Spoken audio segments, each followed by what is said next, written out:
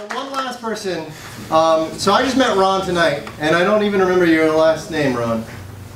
All right, come on up, Ron. So Ron heard about us in the article that ran this morning in Inside Tucson Business, and called me as I was driving to pick up T-shirts, and we talked for 10 minutes, and somehow I convinced him to come down and hang out with us tonight. So can you quickly introduce, including your last name? My name is Ron Rezetko. You'll forget that, but I'm Ron. And can you share with them your background and your story? I can, but let me tell you what I saw when I came here first. That's most important. All right. I saw a lot of wonderful faces saying, "God, I'm here because I want an opportunity to do something, and I have an idea." And you know, that happened to me one time. I was 47 years old when I started that. And I had an idea, and it's called Batteries Plus. And it's a company today of about 550 stores. I sold it 10 years ago when it had 350 stores. Wow. But at one time, it was nothing. Okay? It was an idea. And when I find it, when I see ideas, and I hope you think this way, the greatest ideas in the world, most of them are in the grave. People don't do something about it.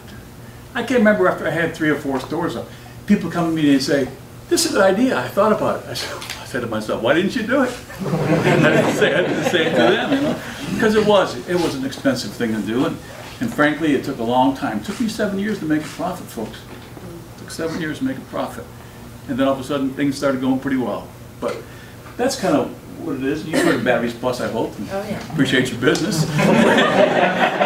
I don't own it anymore, of course. I sold it, like I said, 10 years ago. And so my wife and I are, and our dog and our cat, and my kids and my grandchildren are all here in Tucson. And I moved here from Florida just 2 years ago to be with my family. And it's been an experience. It's been a wonderful experience. But, well, I'll tell you, if I didn't call you today, and I didn't come here and see this, I must see so much hope. You know, I was 47 years old. I had a lot of hope. You know, and I know a lot of people had a lot of hope. And so, maintain that with yourself. Give yourself a chance. Don't give up, okay? If you got an idea, try to make it work. Because you know what? If you work hard enough at it, you work smart enough at it, you get funded properly, it'll work. So, you have any questions? So what was the pivotal moment when you realized that it was that it was going to turn a profit, right? It took 7 years. What was the moment when you went, wow, this is not just my thing at home, it's not a store, it's not a handful of stores, this is going to be huge? Well, you know what? Actually, that came way before turning a profit, to be honest. Really? Yeah, it did. I've opened my first store in Green Bay, Wisconsin. By the way, I was going to be a football coach, okay? So, I'm an old hurricane, all right? So I knew nothing about business. I was going to be an educator, you know? And but anyhow, things worked out in life, and I did this. But when I opened my first store, it was in Green Bay, right down from Lambeau Field. And people would come into me because we did it right. Now, that's very important to do it right. Because here, unseen and untold is unsold, period. No matter how you look at it, that's how it's going to work. So I think your presentation is critical. Whatever you do, your presentation's got to be there. And so people would come into our store, because it was presented real well, and they'd say, "Is this a franchise?" After the first store. I said to myself, you know, it could be a franchise. And I had a partner, because let me tell you this, I couldn't afford it all myself. So I had a financial partner, which was wonderful. Most partnerships don't work out too well. Ours really worked out real well. Real well. We're fortunate.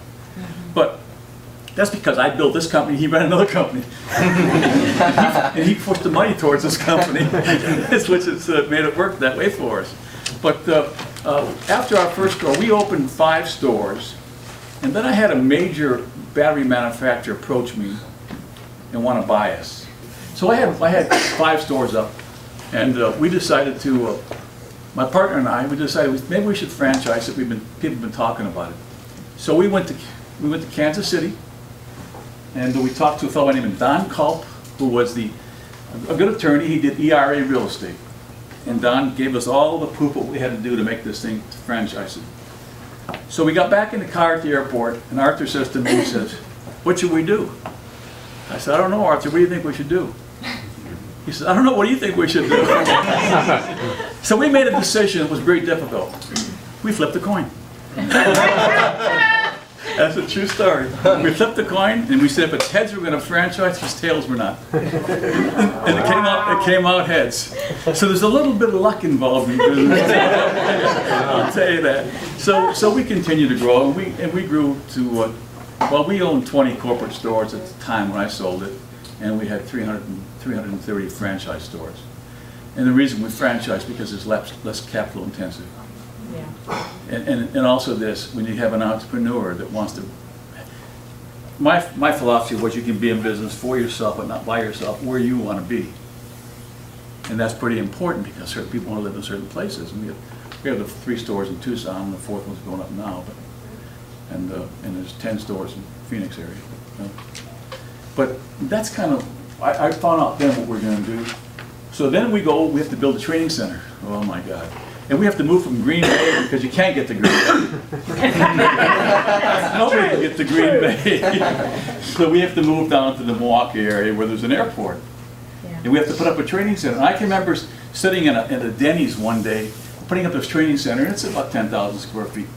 And we're sitting in this Denny's, my wife and I, and the guy next to me says, look at that guy, he must be some kind of a nut putting up that battery store, 10,000 square feet.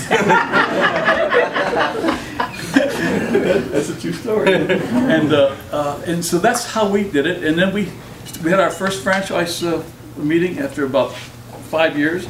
And the reason it took us 7 years to make it profitable, to be honest with you, is that we had so many expenses in franchising and developing the process and the systems. That's what it was all about. But getting the culture right. Well, the culture, here's what we did. We had training programs, and our franchisees and their associates would come in. It was 6 weeks. They had to come in for 6 weeks, totally. And I did the culture part. I was always there for the culture part. I did the first 2 hours of the program. And that was very critical, because I can remember the CEO even of the company, when I used to call the store, I'd call about 10 stores a day. And I'd listen to how they answer the phone. And the way you answer the phone is, thank you for calling Batteries Plus. How may we help you? If they didn't answer it that way, I got on an airplane with the business. Wow. Bottom line. Why? Because there was a certain culture, and people want to be thanked for their business. They deserve to be thanked for their business. And how can we help you? Not what can I do for you. I can tell you can do for me, but you want to help me. There's a big difference, right? So the culture is the most important part of that. Just some ideas. Taking too much time. No, you're great. Thank you so much.